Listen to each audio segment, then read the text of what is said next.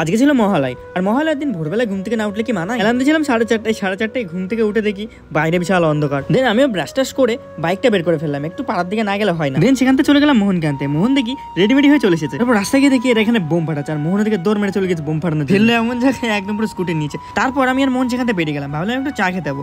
দেন সেখান থেকে একটু যেতে না যেতে দেখে ভাইটা বেরিয়ে পড়েছে এক প্যাকেট বোম নিয়ে, একাই বোম ফাটানোর জন্য বেরিয়ে পড়েছে রাস্তা দিয়ে। ওকে দাঁড় করে বললাম, দে ভাই একটা বোম দে ফাটাই। 4-5 বছর আগে আমরাও এরকম 4-5 জন মিলে বেরিয়ে এক প্যাকেট বোম নিয়ে পুরো সারা রাস্তা ফাটিয়ে বেড়াতাম। এদিকে মোহন বলছে হাতেই বোম ফাটাবে নাকি, তারপর ভয় আবার হাত থেকেই ফেলে দিল বোমটা। তারপরে ভাইটাকে ওর বাড়ির সামনে নামিয়ে দিয়েছে, আমরা চলে আসলাম এই চায়ের দোকানে।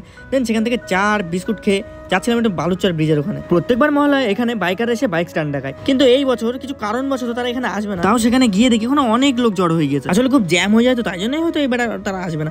দেন সেখান থেকে চলে গেলাম বাড়ি গিয়ে দেখি মা আবার চা বিস্কুট দিয়ে দিয়েছে। চা খেতে খেতে ভাবলাম একটু মহালয় দেখবো। দেন কম্পিউটার চালানোর জন্য সুইচটা যেই দিলাম সেখান থেকে ধুমো বেরিয়ে গেল, কেন বুঝতে পারলাম না।